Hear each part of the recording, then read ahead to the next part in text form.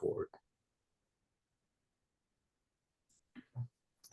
Hello, everyone. Thank you for joining us. Welcome to Corporate Strategies 2, where we have Weston Fader going through executive health spending plans and wage loss replacement plans. When prospecting for corporate clients, it's important to have a full toolkit, and these are two strategies that many advisors in the industry have been overlooking. And that creates the opportunity for you to set yourself, your services, and your business apart from the rest of the industry.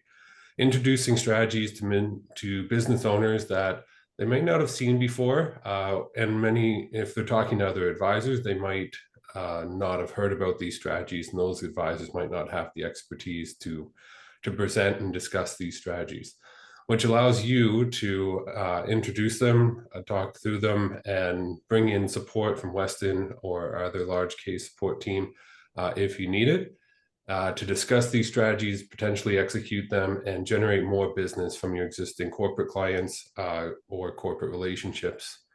As well, being the advisor that supports these strategies can help you earn the right to future business. They might not be looking to do an IFA or an estate plan right now. They might be more focused on sort of risk management, but if you're their go-to for discussing the executive health spending plans, wage loss replacement, that can solidify your spot as one of their advisors that they talk to when they are looking at other corporate and insurance strategies.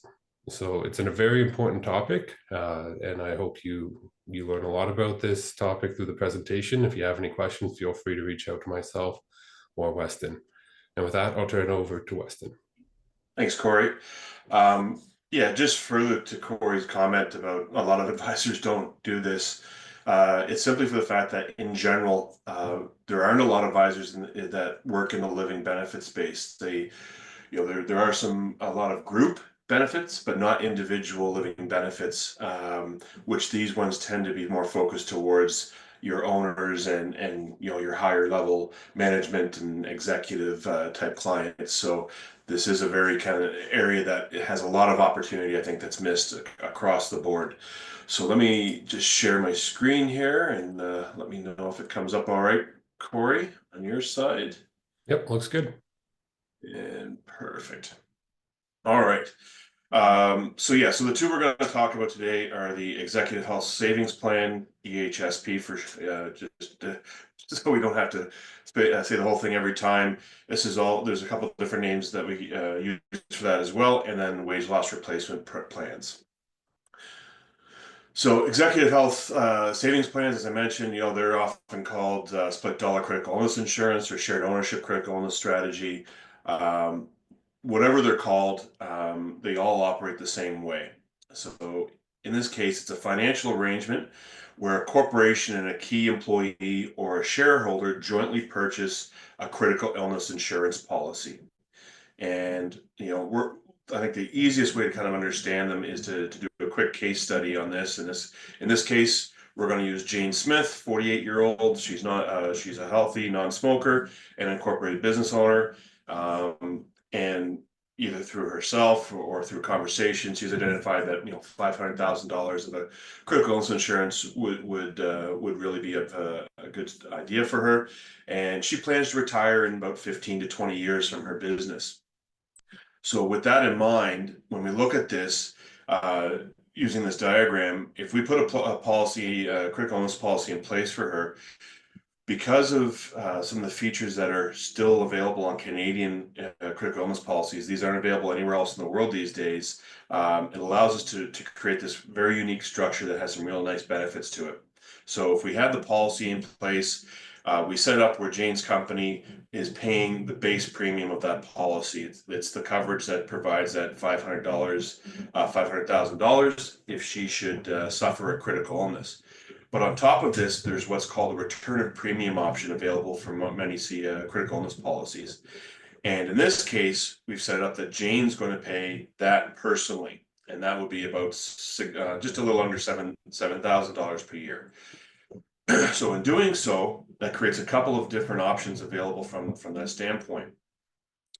First off, it creates a non-taxable benefit, and which pays out upon the first of one of these events. One, If Jane does say it's age 55, she suffers a critical illness, heart attack, cancer, stroke being the big ones, although most of these policies cover up to 24, 25 different conditions.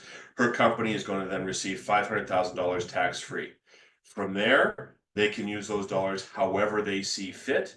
If they have a private health spending plan or cost plus plan in place, that might be a good option to allow Jane to transfer those dollars to herself tax-free personally, have the corporation pay for it. That's a little beyond the scope of outside of what we're talking about today, but that would be another potential avenue to use. But regardless, her company now has $500,000 that Jane obviously has access to as the owner to use however she sees fit, whether that's to keep the business operation operational, to provide more funds for her to have seek treatment or what have you. Those dollars are there. Obviously, we hope that Jane doesn't get sick, but the question is well, what happens if maybe she passes away before or outside of being able to use the critical illness policy? Well, in this case, there is also what's called a return of premium on death. So if Jane was to pass away and wasn't qualified to receive the critical illness benefit, sorry, then at 55, she would have put in $105,000. That goes back to her company in a tax-free manner. And again, that's money that the corporation now has to facilitate, at that time might be some succession planning or other aspects that she might have in play. The third option, which we obviously hope is the way it happens, is that she stays healthy. And let's say she stays healthy right to age 63, and then she's looking to retire. At that point, she's able to exercise her return of premium option, which is 100% of premiums. So that is premiums both that she pays and the corporation pays, and she gets that personally. So what that means is she'll get $225,000 tax-free. So that means all the money that the corporations has put into it as well comes out to her on a tax-free basis, which is, can be very, very attractive from that standpoint. So in this case, there's really a no-lose scenario here where, if she stays healthy, she gets a nice chunk of change back when she's just heading into retirement, a large portion of it being tax-free from a corporation. If she does get sick, there's $500,000 there for her and a corporation to use how they see fit. And or worst case scenario, she passes away. They get back whatever the money went into the policy at that point. And again, that's funds for the corporation then to facilitate succession planning or whatever else needs to be done at that point. So a question that we often have at this point is, okay, well, she needs the she needs the critical illness coverage, but why would I pay the $7,000 out of pocket for a return of premium? Why wouldn't I just take that and invest that myself? So when we do that, there's a couple different ways we can look at that and show the value of that return of premium, which is actually quite nice from just an investment standpoint. So if we were to take that money and invest it in an alternative investment, so that's what we say $6,945, and she instead she invests that $8,000 inside of her company for the net 2025 personally in 15 years. When we calculate that out, she needs to have an annual rate of return over 15 years of just shy of 15% every year with no down years. And the reason we need that amount is because she needs to get a gross amount of $430,000. Marginal tax rate, highest marginal tax rate at 48%. Actually, I believe I didn't update it. That should be Ontario, Alberta. My mistake. Sorry about that. But 48%. She needs to net. She's going to pay $205,000 of taxes on that, which, when you apply the taxes, that nets her out to $225,000. So pretty substantial rate of return she has to get, and that 15, that almost 15% is net of corporate investment taxes and any fees that might be associated with trying to find that rate of return. So very, if you're going to go for that type of rate of return, that's an excessive amount of risk to do so in most cases. In this case, this is guaranteed because of the way the contract is written. That's the amount of money we know the client's going to receive, assuming they stay healthy. So we're in good shape. Alternative, well, what if we just take that personal funds and invest those differently? So she takes the 6,900 for 15 years from her personal funds and invests that. She still needs almost over 12.5% rate of return. Same math if we do that. And in this case, I'm using capital gains. I'm being generous here that the entire thing is going to be a capital gains. So in that case, it's only 82%, $2,000 in taxes. So she needs to generate a max gross of 307 to net out the 225 over that same time frame. And again, that's net of that's using 100% capital gains tax treatment on her investment returns and net of fees. So again, very high returns that need to be achieved consistently to meet the guaranteed return of what the return of premium will provide for the client. The other option is, okay, well, what if I just want to have a health thinking fund? If she says, well, you know what, maybe I don't even need the critical illness insurance, I'm just going to save for that. Well, if she wants to take the full $15,000, that's the base premium and also what she's putting in personally on the for the return of premium, and just sinks that into her company and so forth. She still needs to earn almost 8% on that $15,000 every year for 15 years to get to that same point. So again, there's the tax calculation and so forth. And again, that's net of corporate investment taxes and fees. So, if we're looking just beyond just the reasons why we want to have critical illness insurance in place, if you want to get into the, rate of return, alternative investment conversation, critical illness return of premium really stands up quite nicely from that standpoint versus almost anywhere else you can put your money for something along this kind of lines. So it's really quite attractive from that standpoint as well. So just to kind of really summarize really quickly, when the first of these three events occurs, here's what would be paid out. If she's diagnosed with a critical illness at any age until policy expiry, she's going to receive $500,000 critical illness tax-free into Jane Co. If Jane dies prematurely, and I just chose 55 as an arbitrary number, Jane Co. again is going to receive $105,000 death benefit tax-free. And finally, if she remains healthy, 15 years after she starts the policy, she can then exercise her return of premium and get back $225,000 personally on a tax-free side. So, like I said, covers just about all the bases here, making sure that money is there if and when it is needed by Jane, her company, or potentially, her family or survivors if the worst was to happen to her. So who is this strategy a really good fit for? Corporations, partnerships, obviously, this strategy is best for that setup.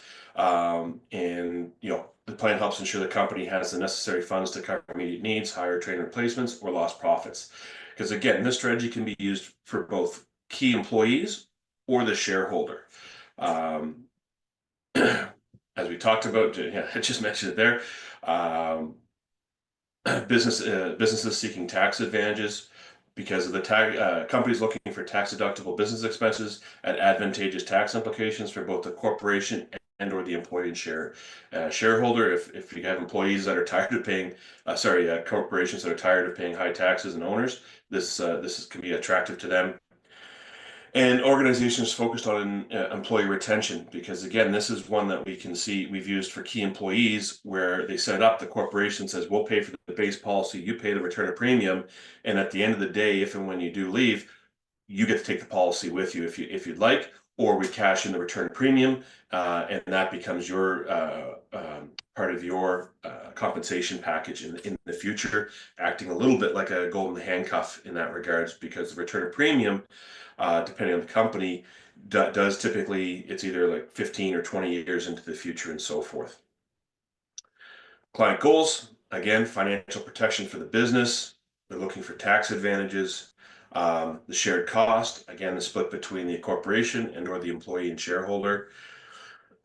There is a cost savings because you're able to use corporate dollars to pay for the base premium, and you can increase employee compensation without at a lower cost than increasing their salary, right? Because if you increase their salary, that'll often result in additional taxation payments have to be paid by the corporation out of pocket, out of the corporate side.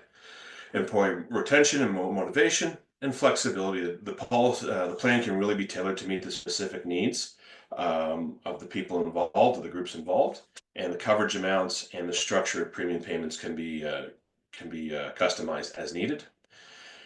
And it's a savings component. The return of premium can act as a savings plan for the employee or the shareholder and provide a return of premium paid if the policy is surrendered or terminated without a claim.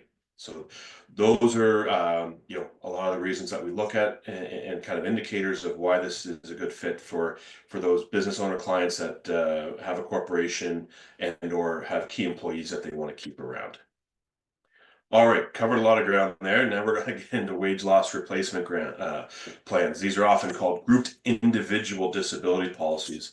I'm sure most of you are familiar with group plans. These are a little bit of a different in the fact that while they're done as in a grouped fashion, they are individual disability policies on the folks involved. So one, why should an employer care about this? Well, benefit packages, as we kind of alluded to before, are a key tool to attract and retain key employees these days, and I think it's getting more and more important as time goes on.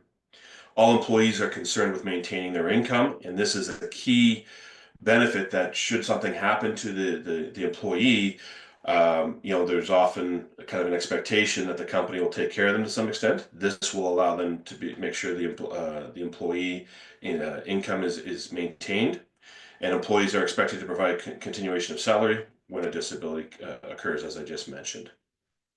So what is the real risk of disability?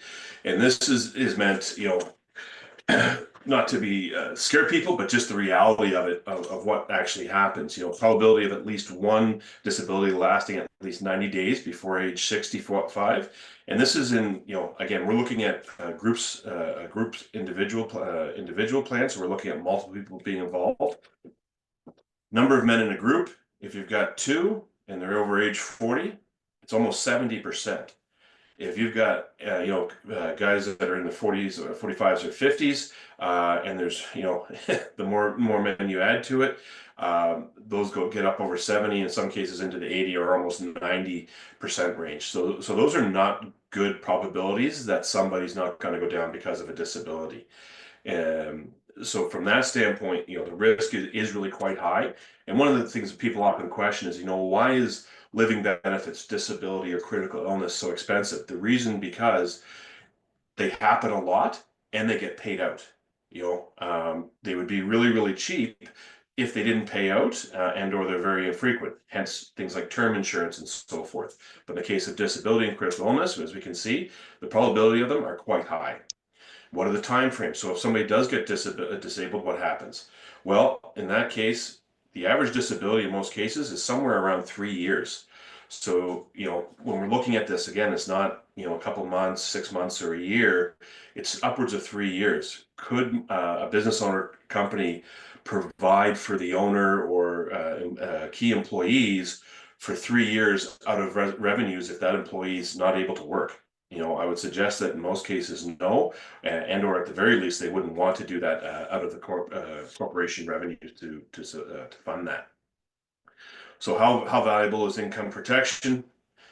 Again, it comes down to a number of different things here. And this is often one of the reasons why we don't see many advisors in this space is, but when you calculate it out, if you're a 40-year-old earning $100,000 a year out to age 65 and assuming a 5% increase each year, that's a little just shy of little over 4.7 million, almost $4.8 million of revenue needed to provide that. That's the income that person would lose. So very significant numbers of what we're looking at here that you're protecting, where again, if you were to pay this out of revenues, that would have a pretty significant impact on the business in most cases. So the wage loss replacement plan. So what does this look like? Again, this is an arrangement made between an employer and two or more employees that provide disability income protection in a grouped fashion. So, and these are for individual policies. The nice thing about individual policies is that you can customize them and they can be much more specific. They also have much higher limits than most group plans have. They do qualify as group sickness or accident insurance plans for income tax purposes, which is really beneficial for both the corporation and the people involved. So what are the advantages? On the employee side, no cost as the employer pays the premium. These are employer-funded premiums, are not added to the employee's T4 or salary. So again, it doesn't impact them taxation-wise. The benefits are paid directly to the employee and are taxable as salary. So benefits are typically increased to account for this. So the benefit of that as well is that because it still continues to come out as a salary, it continues to increase that individual's RSP contribution room. Where if they were to receive those directly and not as a salary, accounting for that, there would be no increase to contribution room. And these policies are guaranteed and non-cancelable, that are available at least to age 65 in most cases. So they're very predictable, and they're contractually obligated in that case. And lastly, if the employee does leave, they often have the option to take those policies with them. If they were to go on to another company that maybe doesn't have group benefits, doesn't have a plan like this in place, or if they're starting their own business or something along that kind of lines, they can take these policies with them. So that's pretty attractive. For the employer, helps them to attract and retain key employees, as we've talked about a number of times.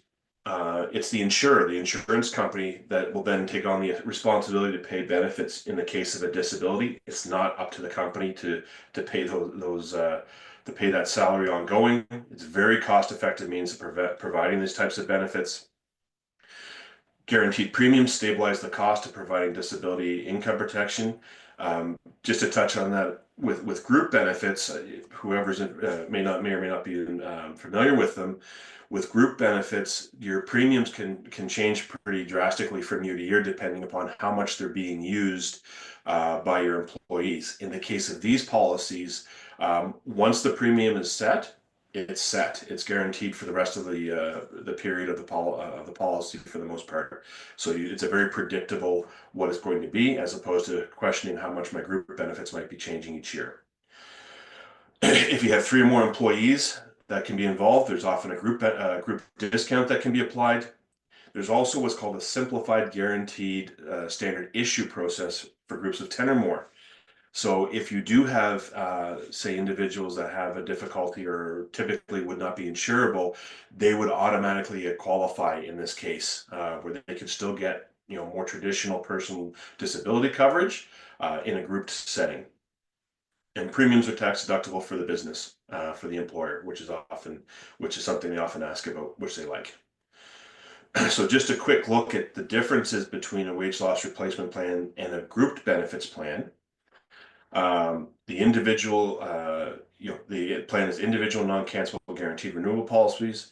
So in the case of the wage loss plan, yes, it is. The group plan is not. Again, the group plan can be canceled at any time, or the pricing can change pretty drastically, as we talked about here. Group plans are not portable for the employee leaving the company. There's lots of ways to customize that wage loss replacement plan, such as partial or residual benefits in the case that somebody's only partially disabled, cost of living adjustments, return to premium options, which are available. They're a little different in the case of a wage loss disability plan than critical illness, but still available, and so forth. Most of those are not available within the group plan. This is a big one, definition of disability. So in the case of a group plan, your definition of disability is really quite basic. Where the wage loss replacement plan, it can be very specific and much more comprehensive as to what's going to qualify. So it makes it much more likely that if and when a disability happens, you can qualify for the disability versus the group plan. Individual underwriting requires that cross it, but sometimes because of the guaranteed standard issue that for. And in the case of the group plan, yes, up to group non-evidence maximums. And so what's often happened in a group plan is that there's an upper limit of what everybody will qualify for, and it's usually not very high. It might be $2,500 or $5,000. That's the absolute max per month that they'll be guaranteed. If they want to go above that, they still have to for that amount. So group plans are often capped as to how much coverage they have. With the wage loss replacement plan, they can often go over and above that and or tack on top of it to provide those higher income earners in the business much more comprehensive coverage. Cost of the insurance protection, as we mentioned, it is higher because it does pay out quite a bit more often. Employer insurance payer status, it's first payer versus second payer. I don't want to get too deep in the weeds in this, but that can be quite important for timing and avoiding conflicts of who's paying for what, when's it going to happen, how long it takes to get the person taken care of, and so forth. And convertibility. Several of these plans have a convertibility into a long-term care policy, which is sometimes attractive, especially if the executive is a little bit older. And again, that's typically not available in the group plans. So eligibility, who are these available for? Insured. The insured must be an employee, and the benefits must be based on employment earnings only. So if you just have an employer that's just taking dividends or a corporation, that won't work. They need to be an employee of the business. So they must be an active employee. Shareholder employees of those and those related to them will not be considered a class of employee on their own. So again, to set these up, there has to be various classes that in the business. So it could be, your executive level, your senior management, and employees. This might be for just your executive management group level. But yeah, just simply being an owner and the son of the owner or family owners, that doesn't qualify as a class.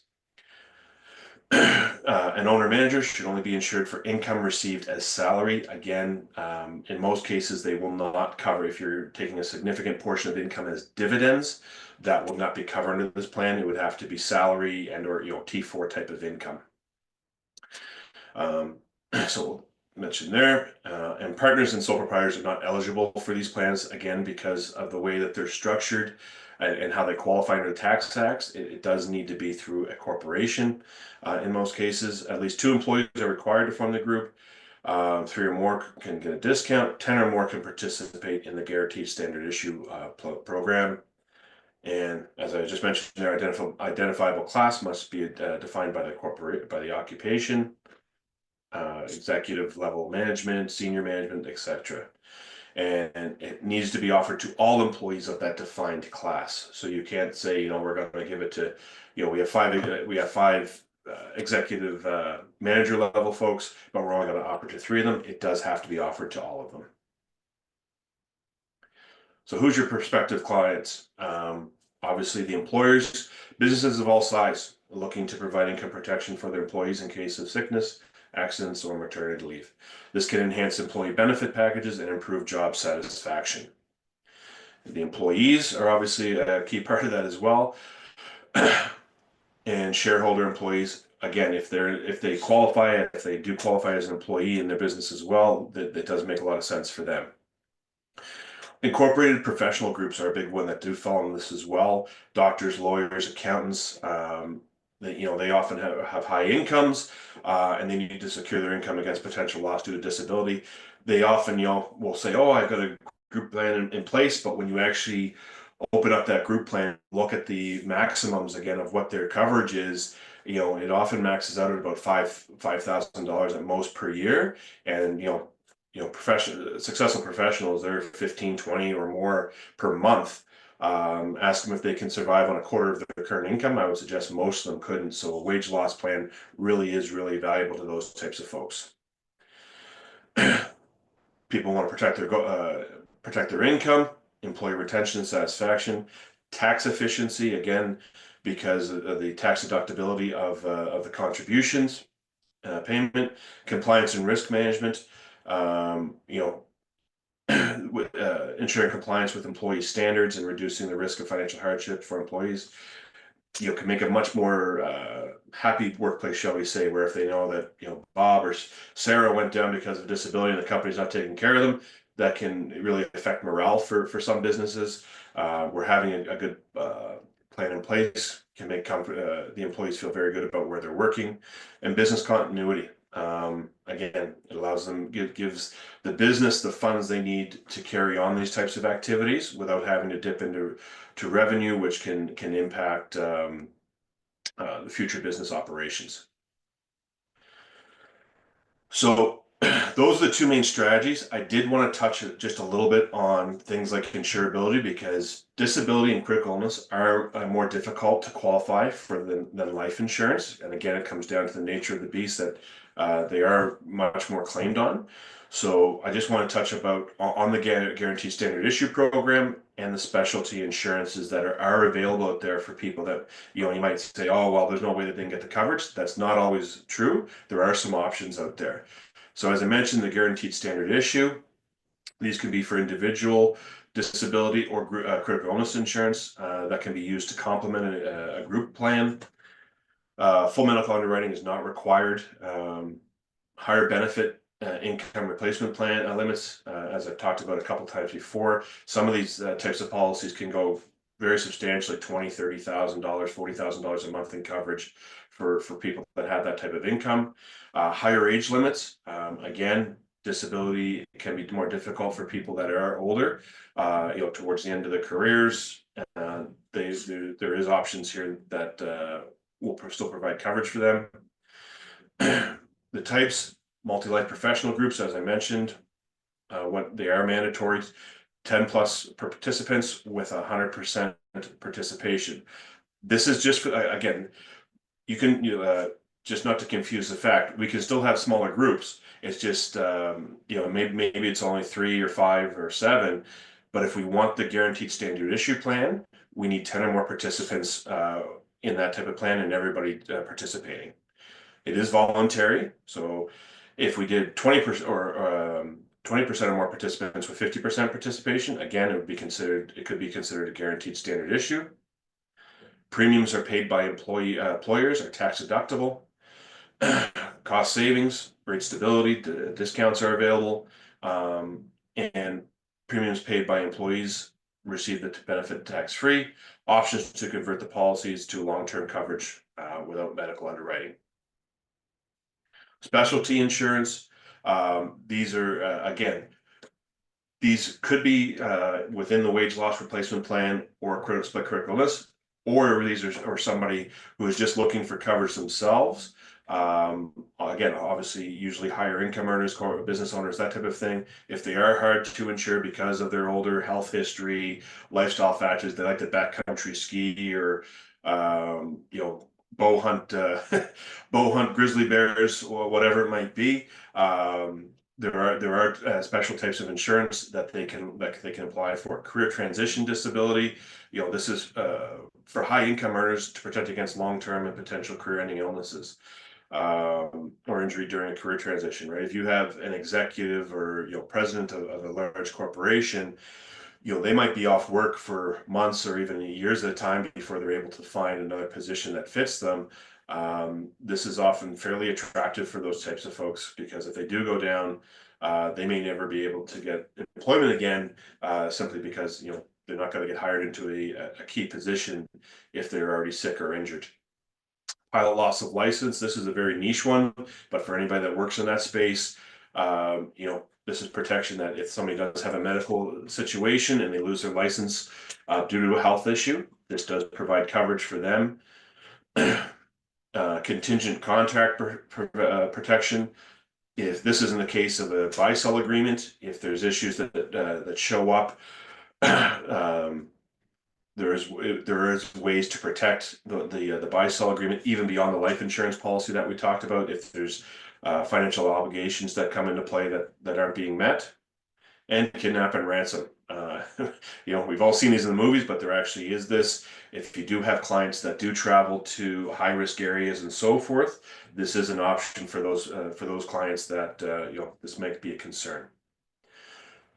So, I'm going to leave it there. Covered a lot of ground today. I know this is likely new for a lot of folks, as living benefits is generally not a key part of a lot of people's business. Happy to talk about it more. I would suggest taking a little time and just familiar yourself more so with critical illness and or disability coverage if possible, because these strategies do take them to another level. Those products in and of themselves can be fairly complicated as to there's a multiple ways of how to structure them and how to deliver on them. This is just an example of some ways that we can use them within the corporate space to really enhance our offerings for those types of clients and show your value. So I will leave it there, Corey, if you have anything to finish off on, but thanks for letting me present those. Yeah, thank you very much, Weston. That was a great presentation. It is a complex topic, and I think many of the advisors watching this or watching the videos will understand they had some gaps in their knowledge around these strategies, and it is a lot to know. And when you're talking to some of your larger clients that might be a fit for these types of strategies, it can be very helpful to bring somebody in, bring Weston in to help with these conversations. He can do client meetings. He can help talk through all this because it's a lot to learn. And when you are in front of your bigger clients, your bigger prospects, you don't want to be fumbling over it for the first time. And you can learn a lot by looping in somebody like Weston, who's gone through this quite a few times and it's just another day at the office. So I would encourage you, if you do have clients or prospects, I guess another day at the home office, but if you do have clients or prospects that you think might be a fit for these strategies, feel free to reach out to Weston or myself. I guess we should start putting your phone number and email up, but if anybody doesn't have Weston contact info and wants it, reach out to me. I have it and I'll send it. But we are here to help, and I will thank you for joining us for this training session. I hope you learned something, and hopefully these strategies can help you grow your business, and we're here to help. Everyone, take care. Thank you.